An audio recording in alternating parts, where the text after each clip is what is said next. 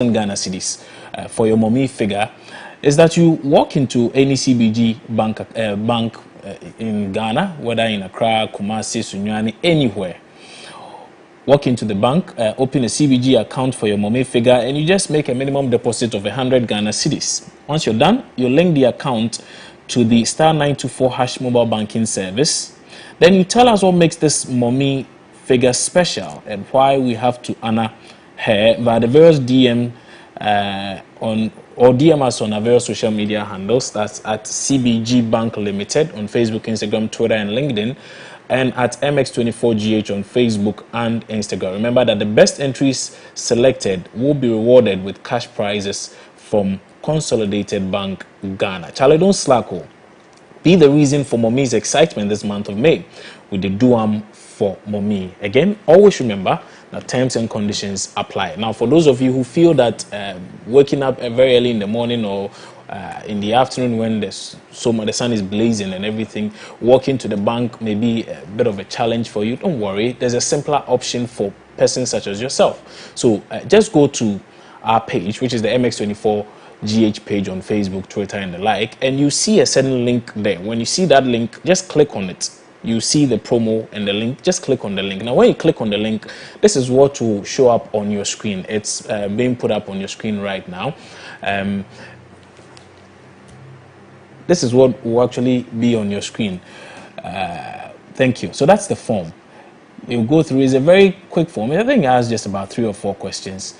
And so all you have to do is to answer these questions. And once that is done, indeed, it asks for your name and then the name of the mommy figure you want us to honor, and then you give us the reason why you want us to honor her, and then a representative from Consolidated Bank Ghana will reach out to you and help you through the process of creating that bank account for your mommy figure and linking it to the *924# short code. And once that is done, you stand a great chance of winning some 1,000 Ghana cedis for your mommy figure. Right?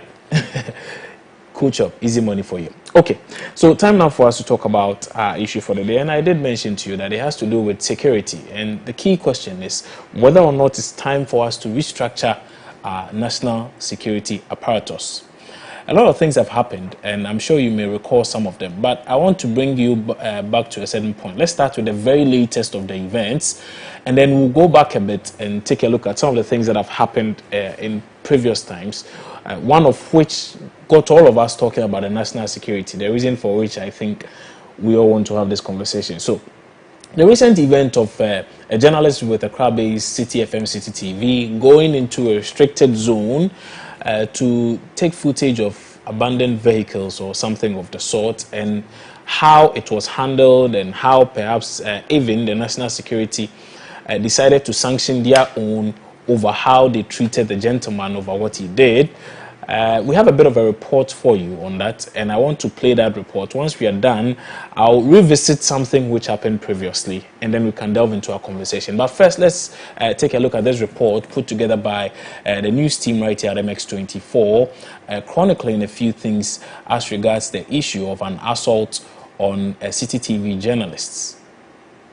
National security operatives on Tuesday, May 11, 2021, arrested Caleb Kuda, a City FM journalist, for the unauthorized filming of some vehicles procured by Maslog that had been parked at the ministry for several years.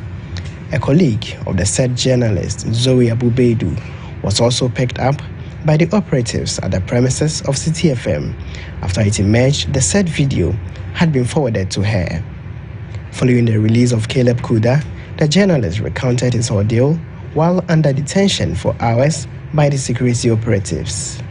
He made mention of being maltreated by the operatives who kicked him in his groin and slapped him countless times in the presence of some senior officials. His statement courted public sympathy, especially from members of the media, civil society organizations, as well as legal practitioners, and ignited a crusade for punitive actions to be meted out to the operatives.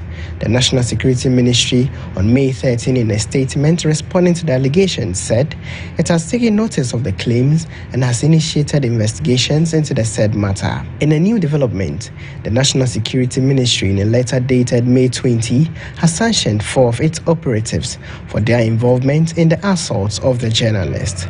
The investigation committee commissioned by the ministry indicted the Director of Operations, Lieutenant Colonel Frank Ajiman, and 3 police officers for their misconduct, which is in contravention to its standard operations. In a statement signed by the Sector Minister, Albert Kandapa, he said Lieutenant Ajiman's secondment to the national security has been reversed.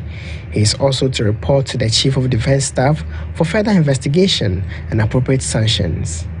3 police officers have also been withdrawn from the national security and now to report to the Ghana Police Service for further probe and disciplinary actions.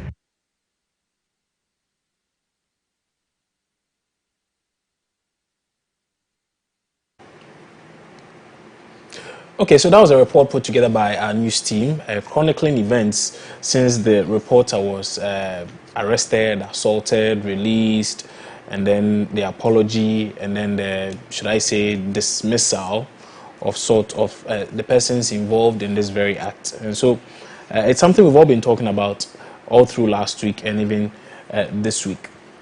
But a lot of people have also been commenting on this. One of such is the Ghana Journalists Association. They've issued a statement together with PRIMPAC, Print Producers Association of Ghana, as well as the Ghana Independent Broadcasters Association, GIBA. And I want to read bits and pieces of that very statement to you. I think it should help contextualize everything for us as we begin the conversation. Now it says, the Ghana Independent Broadcasters Association, Private Newspaper Printers Association of Ghana, and the Ghana Journalists Association have taken note of the spate of brutalities being meted out to journalists, such as those working with Love FM, WhatsApp News, and the most recent case of the one involving journalists working with City FM, City TV. The media is an indispensable partner in the development of the country, as well as the consolidation of democracy while holding governments to account. Any attempt to call them to stay away from carrying out these duties should be condemned in no uncertain terms. And we have the view that the time has come for the government to restructure the Ministry of National Security, reorient the minds of these operatives, and to institute professional recruitment policies to ensure that the ministry recruits the right caliber of professionals who will be entrusted with the intelligence mandate of the ministry. It goes on to say a lot more, but I think you get a fair idea what it is that the statement says. Maybe I'll bring it back to you. I'll read the other portions in a short while, but I want us to revisit something which got everybody in Ghana, almost everybody, talking about the national security. It had to do with that by-election at the Ayawaso West Wogon constituency, when the member of parliament for the area had passed on, Emmanuel Chemantin Jakon had passed on, and so we had to do a by-election, and a lot happened. In fact, even a member of parliament was slapped. So here, this is a compilation of some of the things that happened on the day. As you can see on your screen, that's Azugu, the rather famous Azugu in the... Okay, so there you go. You can see some persons being beaten by members, supposedly part of the National Security Secretariat. Azugu is trying to stop them, but they don't seem to be listening to him. He is trying to get them to stop, but they are still brutalizing that gentleman. Okay, so this is one of such incidents which got all of us talking about the national security and why perhaps there has to be some reforms. Here's another gentleman being held away from a particular scene, or he's being heckled actually, with some very well-built men pushing him around, shoving him left, right, center, and literally assaulting him. Again, you can see the gentleman is trying to resist at a point, but looking at the numbers around him, there's very little he can do about the situation. Police officers and the like who were there couldn't do much about the situation nonetheless. I thought we had that video of the Honorable Member of Parliament for Ningo, Samonate George, as he was slapped. But unfortunately, we do not have that one. But that's fine. I think you still get a drift of what it is you're trying to say. Okay, so now I'll go back to that very statement by the GJA, Primpag, and Geba. Now, it goes on to say this. Geba, Primpag, and the GJA do not intend to prejudge the outcomes of any findings from any inquest to be instituted into the molestation of the City FM CTV journalists by national security operatives. We believe in and support the work of investigative journalists in Ghana in highlighting matters of public interest. We drew attention to the impunity with which security personnel in Ghana attack media practitioners in the course of exercising their legitimate duties, and condemn in no uncertain terms the approach of the national security operatives in the unwarranted use of force and intimidatory tactics against the CTFM journalists, even if the actions of the journalists in question raises concerns for the security services. Okay, that's fine. Let me introduce my guests for today. And today we are privileged to have been joined by some very important persons.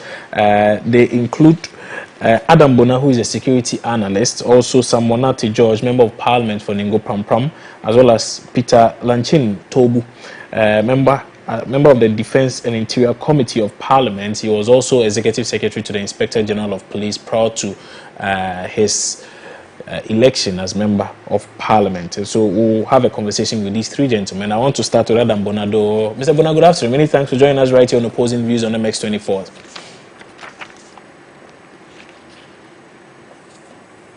Can you hear me, Adam? Okay, I don't think Adam Bona can hear me, but Adam Bona is a security analyst. He'll be joining us in a short while so that we can have this conversation. But Peter Tobu is a member of the Defense and Interior Committee of Parliament. Again, like I mentioned, he's also the former Executive Secretary to the Inspector General of Police. Honorable, good afternoon. Many thanks for joining us, sir.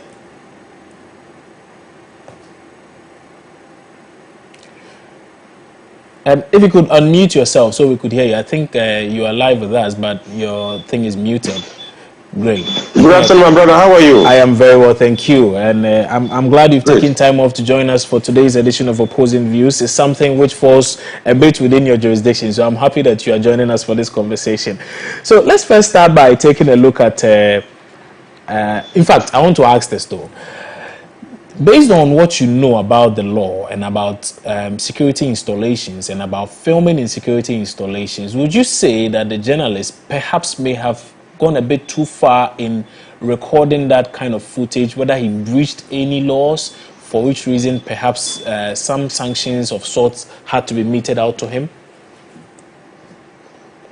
Thank you very much. Let me take this opportunity to say a very good afternoon to our cherished viewers. Right. And then to also say that anytime I have the opportunity to speak, I try as much as possible to bring my experience to bear, to let Ghanaians understand the aspect from which security must play a very vital role in our national development. Filming public-related incidents, filming public properties cannot be an offense. But if you get into a zone that is declared a security zone, so defined, there are rules and regulations guiding such a zone. And I've always said this. For you to even have access to that zone, you require permission. For you to have access to take videos and take pictures and do transmission, you require permission. If you get into that zone, you gain access without permission, it means the situation is not the best. It means the security situation is porous. If you also get into that zone, whether legal or illegal, and succeed in taking videos and pictures, and you succeed in transmitting them, it also points to the fact that that particular security zone is not up to standard. Because in some jurisdictions, one, you cannot even have access if you are not supposed to be there. Number two, if you have access and you take videos and pictures, you may not be able to transmit if you are not permitted. And these are all the features that will let you understand that you are really in a security zone. Defining a security zone is not just a verbal statement. There are structures, there are systems, there are rules, there are regulations that govern such a zone. For you as an ordinary civilian to even appreciate that really I am in a security zone. So let's move forward. Interesting. So I get the education, and it's very imperative that you give us this education to even contextualize our conversation. Would you then say that the gentleman was in a security zone? Oh yes, national security area is a security zone. What I want to find out Was he granted official access? He suggested no, he wasn't given access. He walked in. He just went in there. But yes. but So it actually leads to a much bigger question then, that is our security that porous for our national security apparatus to be that open for a gentleman to just walk in and start taking pictures and videos for such a reaction? That is the point. That is the point I was making, just to give you a general picture. Whatever it is, if he had walked in there on his own without permission, it tells all of us that our security at that particular zone is not the best. Let's remember, this is just a particular security zone. We are not talking about the security of this country. We are talking about security relevant to a particular zone. Okay. They may call it national security, but it's just a secretariat. It's just a secretariat. So if you have access to that secretariat, what it means, that particular zone must be redefined and structures must be reviewed. So if he did it wrong, somebody should have told him, you don't get in here and do this and that. And even if he was able to get in, he shouldn't be able to transmit whatever pictures that he took. And that says it is a zone. But if we say this is a security zone and it's just a mere nomenclature, it's just a name, and there are no structures put in place to make it respond or respect the details of what a security zone is, then we are only deceiving ourselves. I see. Okay. Let's then take a look at what the processes are. So in such a situation, when a person is in such a manner or breaches such protocols, what ought to be done? You are the expert. We do not know all of these things, but what ought to be done? Thank you very much. Every law in this country, if you breach any law in this country, there are required procedures that you have to be taken through. If you breach any law, they have to prove to you that you breach the law, and the court will decide what is the penalty of such a breach. Because a law without punishment is not a law. A law must define the offense that breaches the law, and it must also provide penalty. So if he had been conclusively decided that he had breached the law, the best thing for those people within there, calling themselves national security operatives, was for them to arrest him, and the arrest also has a very clearly defined legal procedure. Okay. In arresting anybody by Ghana's law, you need to tell the person the offense he or she has committed. You need to tell the person the rights he or she has under the Constitution, and you need to let the person know, where are you taking me to? You need to let the person know. You can even inform your counsel if you have. When you are done with all that, the first thing is you investigate. The second, you put the person before a court of competent jurisdiction and let the court decide on punishment.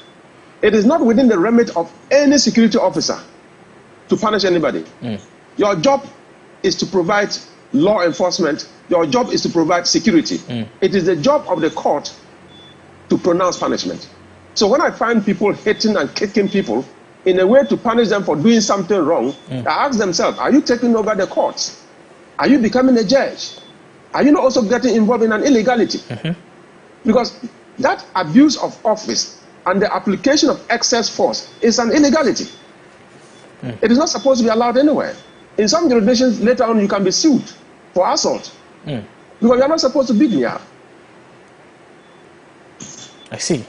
Okay, thank you. Thank you for those opening comments. Really appreciate them. Adam Bona is rejoining us this time around via phone. Let's hear his views also on this issue. Mr. Bona, good afternoon. Thanks for joining us.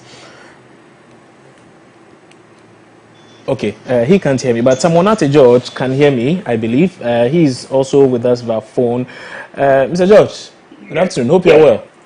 I'm fine, thank you. How are you? Great, I am very well, thank you. I think this sits quite well with you because you have experienced firsthand issues relating to abuse of officials or persons who claim they are national security operatives and the like. And so I'll get your firsthand experience. But before that, I just want to take your views on what you make of the way and manner in which the Caleb Kuda situation played out and how perhaps the institution is handling it. They have gone ahead to quote unquote fire the persons, or at least 4 persons involved in the said situation. And so maybe I would ask whether or not it's enough. Well, a very good afternoon to your viewers. Right. It's important to say that the situation with Palestine was largely regrettable. Should never have happened in a democracy. And it's important that our institutions know that they are in service to the Ghanaian people. And so their activities must reflect one of service. Now that said, the action of the ministry, one who wants to say is commendable. However, we have seen, we're guided by the past actions of the ministry. We have seen the Air West Warburton Commission, the Emil Shop Commission. We've seen their report. We have seen government's white paper. We have seen government admit and accept that Azugu's behavior was wrong and that he had failed to show command and that Azugu was supposed to be sent back to the IGP for reposting and that Azugu should not be put in charge. DSP Samokojo Azugu should not be put in charge of an operational team. However, Caleb Kuda's situation makes it very obviously and abundantly clear to us that DSP Samokojo Azugu is still at the National Security Outfit. He is still in charge of operations. He dispatched the SWAT team that went and arrested Zoe Abubid when they conducted themselves on the premises of City TV. So when we are told that Lieutenant Colonel Ajuman has been sent back to the CDS, do we have evidential proof that he's no longer operating at national security? We are told 3 police officers, no names are given. So how do you trace them? How do you hold them accountable? It could just be a piece of two sheets of paper that have been put together by the ministry and sent out. There is no way, even in the media. So if I understand you correctly, previous actions of the ministry or say government even do not give you reason to believe that whatever it is that has been communicated to the populace is indeed what is happening. Absolutely. And the question I'm asking you is, do you know which 3 police officers have been disciplined in court and asked to report to the IGP? Do you know which 3 police officers are? Their names were not disclosed, no. So how then do you follow up to be sure that in fact... I have personally put in a few calls to try and get some information, but I am yet to get that information I'm looking for. So it is that lack of transparency that I'm talking about that will not give or engender trust in this and say that this is just a window dressing exercise undertaken by the ministry. Get everybody to shut up and let us move it. But the fundamental problems of national security are still to be addressed.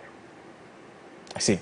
We'll come to what the fundamental issue with the national security is for you in a short while. But let me hear from Adam Bona now. He is rejoining us via Zoom. Mr. Bona, good afternoon. Thanks for joining us. Is it really the case that there's a problem with Ghana's security apparatus and in specific reference to the national security apparatus? Is there a problem from where you sit?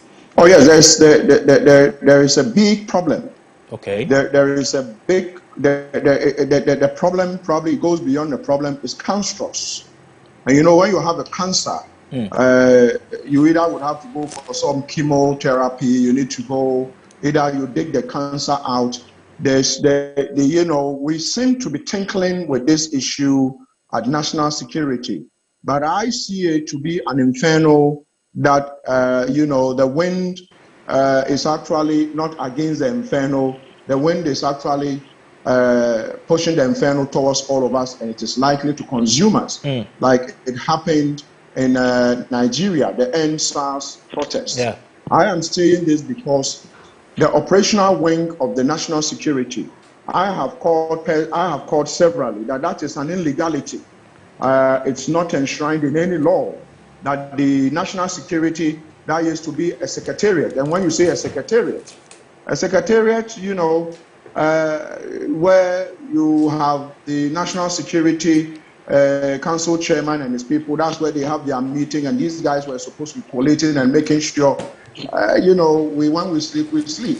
But unfortunately, somehow, it has metamorphosed into something else. And you can see, if you go onto various online portals and various news portals, there is crime happening all over the country. Okay, a soldier was killed in the Bono East, the Abansi area. I know that place very, very, very well.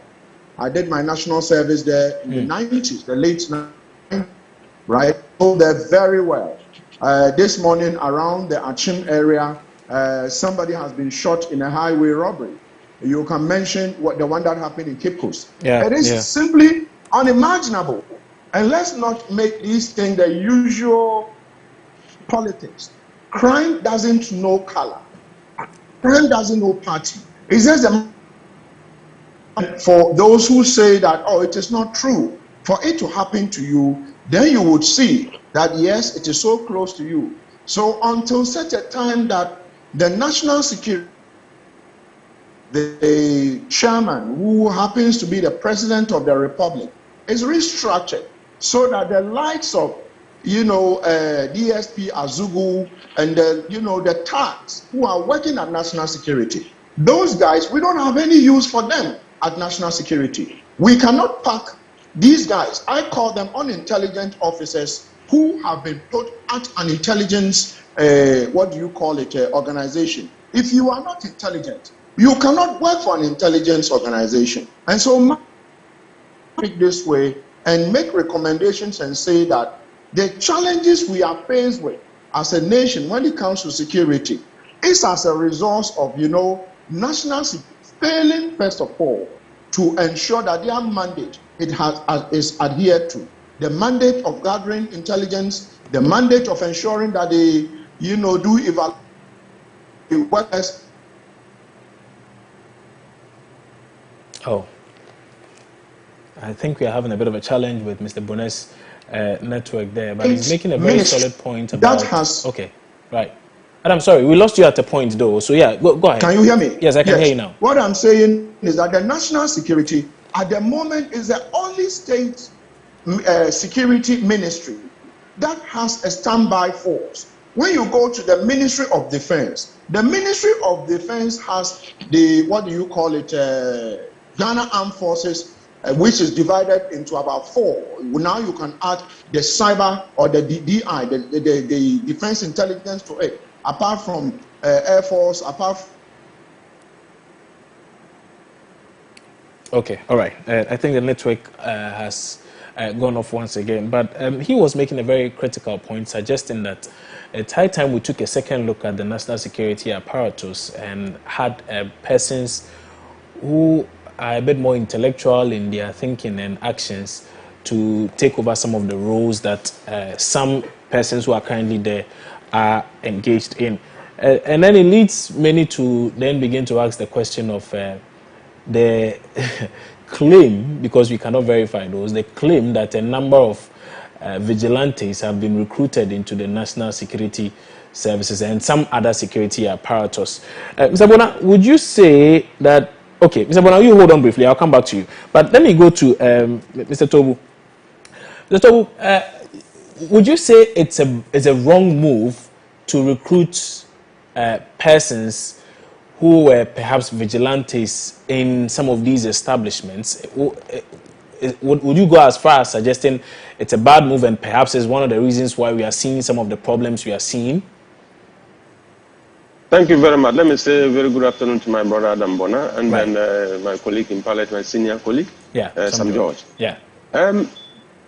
Police recruitment, military recruitment, all kinds of recruitment into the security services, there are standards, and the standards must be met. Every Ghanaian has the right to join any of these security agencies if you qualify. Every Ghanaian has the right to be a police officer, to be a soldier, to be a military, to be an immigration officer, provided you have the qualification.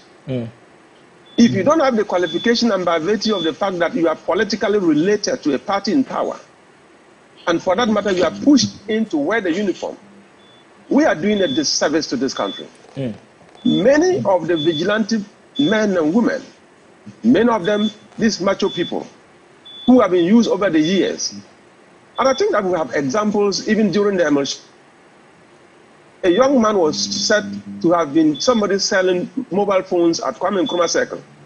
And all of a sudden has metamorphosed into a national security operative. And I've always asked this question. What is the meaning of national security operative? National security is virtually a conglomerate of all the security agencies in the country. But if you talk about the national security operative and you have people who are civilians, trained from where we don't know, why they were recruited, we don't have an idea. And all of a sudden they are armed I'm sure when you watch the video from Ayawaso West Wagon, you realize that Commander Azuru was trying his best to stop these civilians from getting off the hook. He was trying his best to get the civilians from getting off the security line. They were totally out of line. Command and control was not working. And I've always said that if you are a civilian and you are deceived to be armed and you call yourself a national security operative, whoever is commanding you have a lot of headache. And that is the problem with Azugu. He's challenged because the people you are commanding and controlling, they are not security officers. They are so by name, but in training and in principle in law, they are not.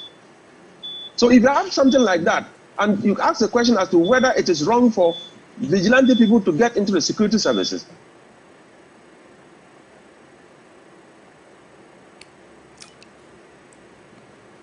Can you hear me now? Oh, get in there as vigilante people. Great. Before it comes back. So, sorry, we lost you at a point, but you can continue. You can continue from the part where you were answering the question as to whether or not it's wrong for vigilantes or any other person to be recruited into such a service like the national security. So what I'm saying, it is absolutely wrong for anybody to be recruited into any of the national security agencies as a vigilante. You need to get in there as a Ghanaian who has the requisite qualification. But there are vigilantes who have the requisite qualification. And they would have been given the necessary training as well once they get in, or? Oh, let me get it.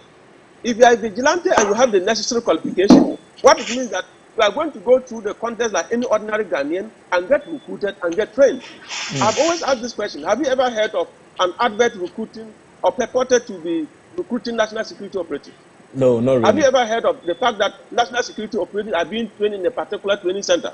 No, not really. Have you ever heard of the fact that national security operatives are passing out? Nobody hears it. Why is it shrouded in secrecy? And you find somebody, excuse me, yesterday I was setting an example.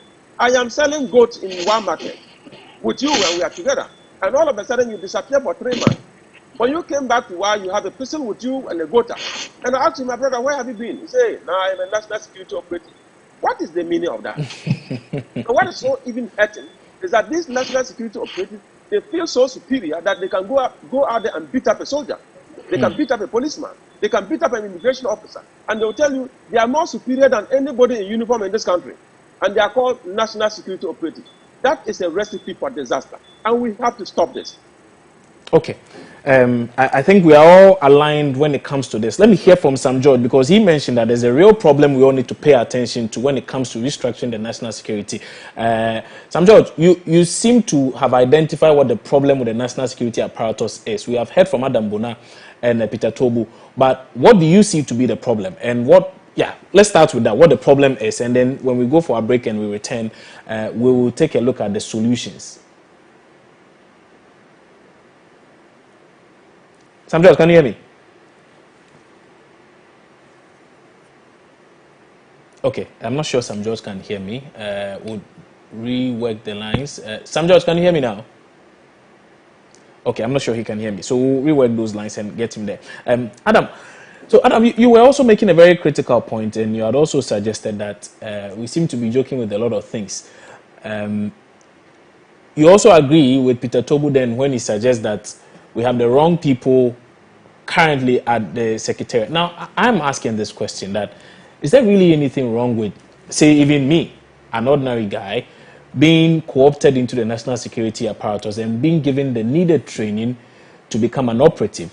Mind you, there are covert and overt operations of the Secretariat. So let's say, for me, I'm going to do a covert operation, but there are others like maybe Azugu and Co, who may be the ones out there doing the covert operations. Is there anything wrong with that? Like you said, if someone like you, good afternoon to my brother and Honorable Peter Tobu and Sam George. Yeah. Just like you said, someone like you probably have not worked for any organization that is illegitimate in this country. The fact that you belong to a vigilante group, the last time I checked, vigilante groups have been outlawed in this country. What it simply means that your association with this group probably would have muddied the waters for you, especially if you have to work with any of the intelligence organizations we have in this country or in the world. Okay. And let me put it here.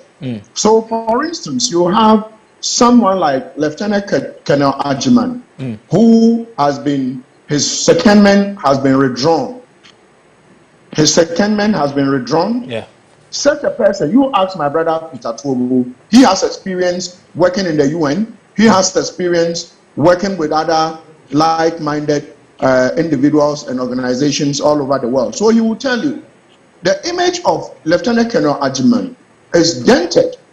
Even if he's not punished as we are expecting, his image is dented because you see, your name has gone into the book as somebody whose secondment to the foremost intelligence organization was withdrawn, and therefore, even if you were probably, let's say, such a person, you second him to the UN, and let's say he has to work in Democratic Republic of Congo, in Sudan, chances are that red flags will be raised because he's not clean. And so I want us to look at this conversation and remember that the question you asked, if you were associated, okay, you were to sub-resume for you to be considered to work with the national security, let's say the NIB, NIB, National Intelligence Bureau, chances are that you will not be credible enough. You will not pass the moral test, the integrity test, because chances are that you belong to probably a political party, because we know these Azoka boys, visible forces, all these parties. And so mind it that you have already declared your intention. We know where you are. So let's not mix the two. Okay. If you are an ordinary person, like you probably alluded in terms of yourself, yes, why not? You'll be given the requisite training to do some amount of work. But you see, ask my brother Peter Tobu again. He worked as a police officer for how many years? Even at the time he resigned, he would have told you that I was still learning on the job. Yeah. So you don't recruit people like double and deploy them and tell me that these guys are qualified enough to work at the national security. It is hell no. Let's give respect to the career intelligence officers. You see, when we say national security, I have had officers, I mean, most of them are my friends, the career ones. People, you seem to say that every person working at the national security probably is not right, is not intelligent. But that is not what some of us are saying. We are saying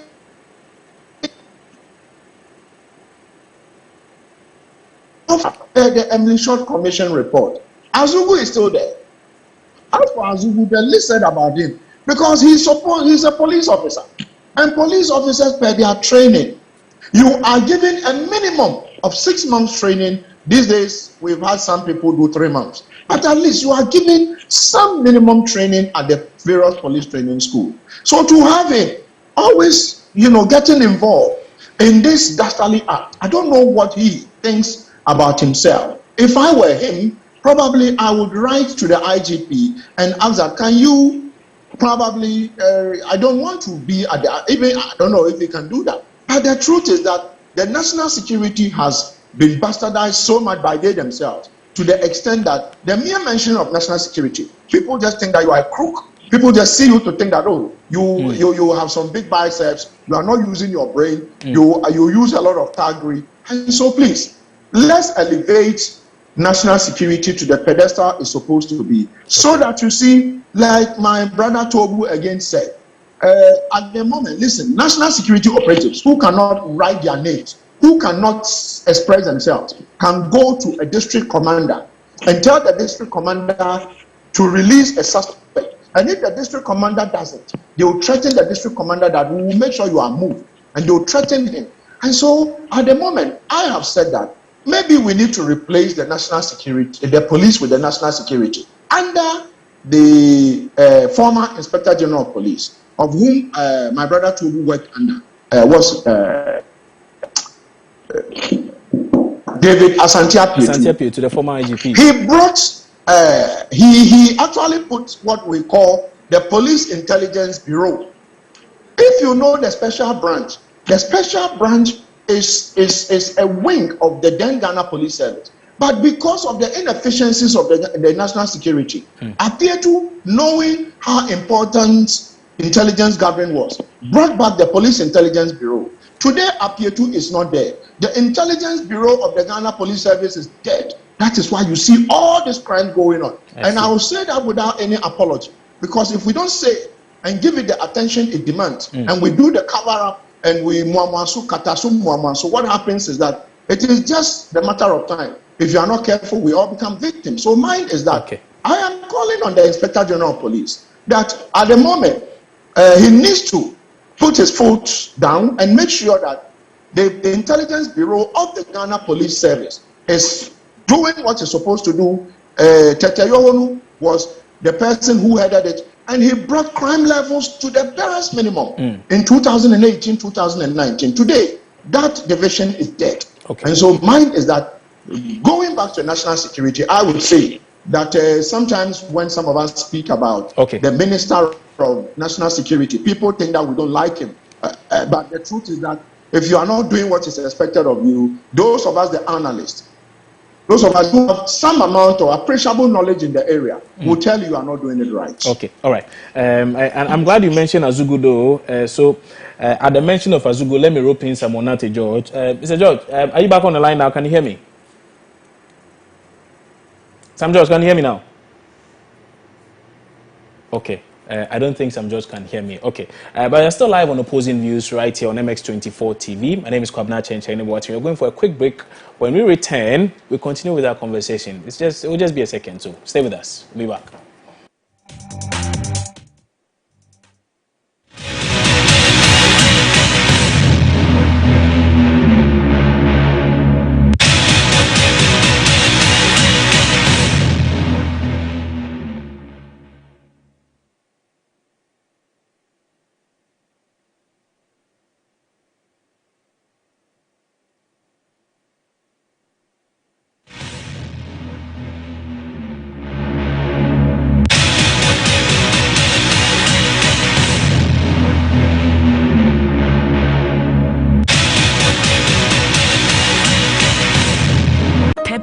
Introduces charcoal and lemon essence.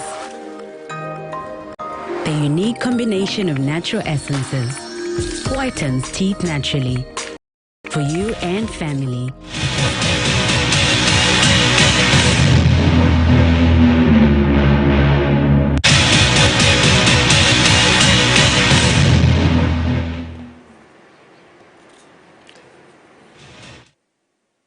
Okay, many thanks for staying with us right here on Opposing Views on MX24 TV. Quite a number of comments I'm told are in. I'll try and read some of them, and then we'll gauge the views of our experts who are with us. Though Adam Bona makes a lot of reference to Peter Tobu and how Mr. Tobu himself and his then boss, James Appiah came up with quite a number of things to try and deal with the insecurity situation in the country at the time and all. And so maybe we should go back to him and then get some answers from him then. Mr. Tobu, so some are suggesting, so I hear all the arguments about the professionalism of some of the persons who have been recruited into the service and how some of them are not up to scratch, perhaps should not even be there. In fact, me hearing this thing from Adam Bona shocks me to the extent that he suggests that there are some persons in the national security apparatus who cannot even read and write. It shocks me to the bone. But is that okay? Right.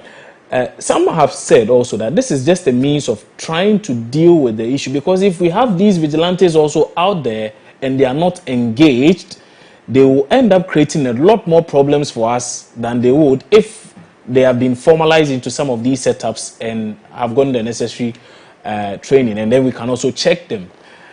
Would that not be a laudable explanation to an extent? Thank you very much. My brother Adam Bona knows me very well. With my background in innovation and change, he understands what I can do in terms of creating better systems. In 2017, the Ghana Police Service, under the leadership of the then IGP, Mr. David Asantia Pietu, felt that it was time for the police to go through some rigorous reforms. So he brought the police transformation agenda that was anchored on the 2016 MPP presidential primaries, promises or campaign promises. It was a fantastic program that was supposed to run for at least a minimum of 10 years. And we believe that without transformation, the Ghana Police Service was losing it. It was based on that we felt that the special branch at the time that existed was providing intel for police operations. And since the detachment of the special branch, turning it into the Bureau of National Investigation, now the National Intelligence Bureau, the police has suffered over the years. So we brought back what we call the Police Intelligence Bureau. And I'm telling you, as a matter of fact, Commissioner of Police Mr. Tete Yohonu established the bureau, ran the bureau for a year, and the impact was so great, and everybody knew that, in fact, it made a lot of sense for police to say we are operating on an intel-led policing with a professionally built, Directorate for Police Intelligence. But since then, what have we seen? We need to be honest as a people. My brother, when we want to do propaganda with security, we only waste our time. Because the national insecurity will expose us, will expose the bad policies that we are running.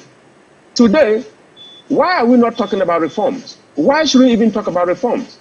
That a soldier can be beaten and nothing will happen. A policeman can be beaten and nothing will happen. Immigration officer can be beaten. A journalist can be beaten by who? Some superior group of people who call national security operatives. Which part of the Constitution qualifies them to exist? National security operative in law is virtually any security operative within the law, within all, or probably from any of these agencies that serve the country. Whether you are a police officer, you are a soldier, you are immigration officer, you are NIB officer, whatever it is, you are a national security operative. But these raw civilians that we recruit, and sometimes we don't understand what their purpose is. Because if you are looking for combat, please, we have the SWAT teams, we have the CTU, we have the military for combat. If you are looking for intelligence, whether external or internal, we have the NIB and we have the Foreign Research Bureau. So all these things are there to provide support for national security. But sometimes you go and pick somebody from the street, he's a party boy and job for the boys. You find a way to get the person on a pay slip and you are paying him. And the person goes out there telling people that I am a national security operative. When I joined police some 25 years ago, the only thing I know was that if you are a CID man, you go to town, you don't even want anyone to know that you are a CID man. You don't disclose your identity by heart. Today, it's public knowledge that people disclose their identity, national security operative, with some glare to tell you that I have power and authority and I can abuse it. And they actually abuse their power and authority with impunity, and nothing happens. You are sending back Lieutenant Colonel Ajiman to the military. And I was so surprised that the name of the soldier is mentioned, the names of the 3 police officers were not mentioned. I don't understand. Let's be transparent on matters of this nature. And let's follow up. Somebody is even giving me a hint that probably the Lieutenant Colonel have even been given a new position and he has been appointed as a commander of one unit. I am yet to confirm that. But if that is true, it's just a stab in the back of Ghana's democracy. The laws must work. If the laws are not working, it is getting to a point that people disrespect the uniform. And when you are in the uniform and you are walking outside, you even become a danger to your own self. And that is bad. We should never get there. Some say we have to do perhaps a bit of a realignment of the National Security Ministry itself vis-a-vis the several other ones, because previously we didn't have a National Security Ministry. We just had a secretariat which was running a few things in collaboration with the Defense and Interior Ministries and the like. Would you go as far as suggesting that perhaps we need to scrap this very ministry? We need to look at security sector reform as a whole. Okay. And in that whole package, if you do auditing, just auditing of the security sector alone, it will shock you how much this country will be saving. It is also going to shock you the rot in there that we need to work on. And it will also expose to you that whether it is a national security coordinator or a national security minister, what matters is what role is he or he playing. Because the role of national security is basically to coordinate intelligence across the country, coordinate intelligence, and in fact ensure that the National Security Council issue directive to various relevant agencies to act in accordance with the law. If we are not able to do that, and it's virtually creating another ministry, which will become like Minister of Interior or probably Minister of Defense, then we are getting it absolutely wrong. The National Security Coordinator, if he works well, the National Security Minister will always have his head up walking. But what we are seeing now, look, the rot is so deep that we need to be bold as a country and say, look, for over 64 years as a country, it is time for us to look back, reform, restructure, and probably rebuild this country. Because without security, we can never have development. And all the policies that we are thinking about, all the beautiful policies that we are thinking about, they will only be anchored on security and succeed. Without that, it's just absolute waste of time. We can go out there and borrow the billions and millions of dollars. With this level of insecurity as it rises, we will be wasting our time. And we are too smart to sit and watch it deteriorate. If we are honest, we can do something about it. Let's be smart and let's be honest, and just two things. Integrity and accountability will push that to another level. Okay, I'll give the last word to Adam Bona. Adam, let me hear you.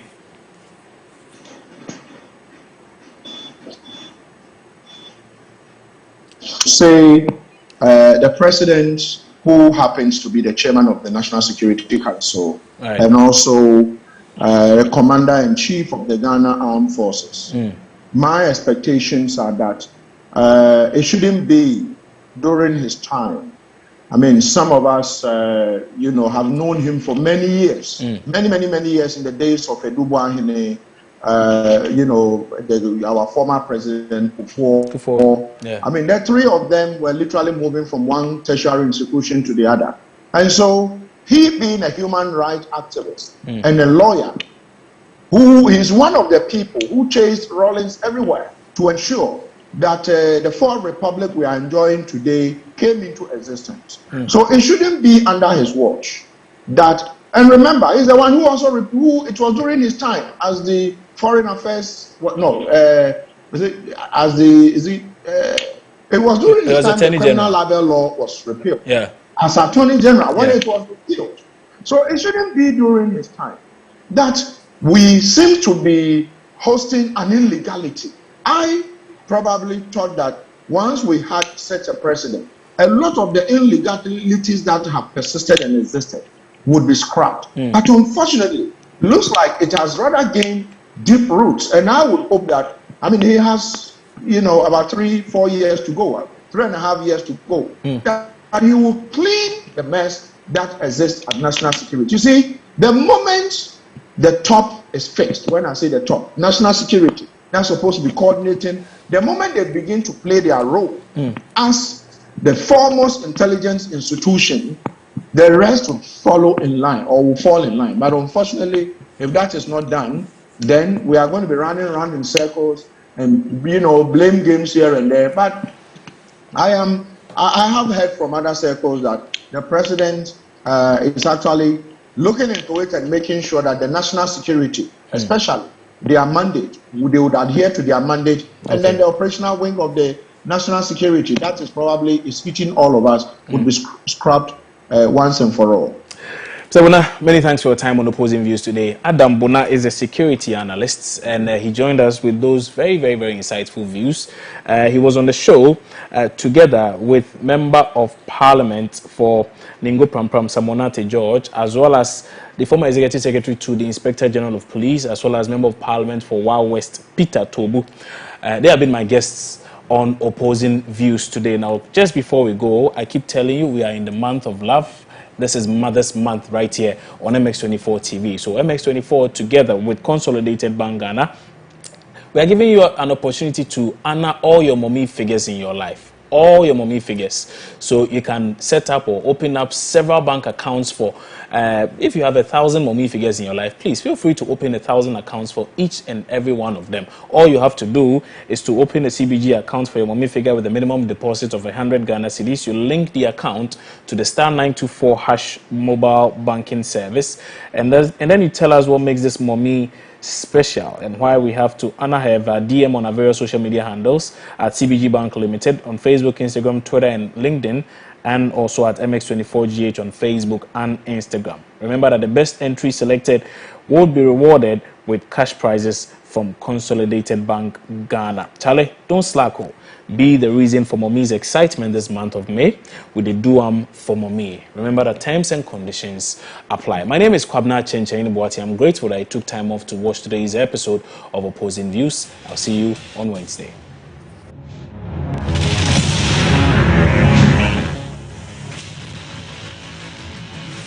Once upon a memory, an iconic representation of the most powerful love in the world was showcased. The light of love that never gets dim. A mother's love. This Mother's Day. Hold up. This Mother's Month. MX24's got the perfect treat for our mothers and mother figures. Who be your mommy? All you have to do is open a CBG account for your mommy figure with a minimum deposit of 100 Ghana cedis. Then link the account to *924# mobile banking service. Now tell us what makes this mommy special and why we have to honor her via our DM on social media handles Facebook and Instagram at MX24GH and at CBG Bank Limited. The best entry selected will be rewarded with cash prizes from CBG. Charlie, don't slack. Be the reason for mommy's excitement this month of May. We did do one for mommy. Terms and conditions apply.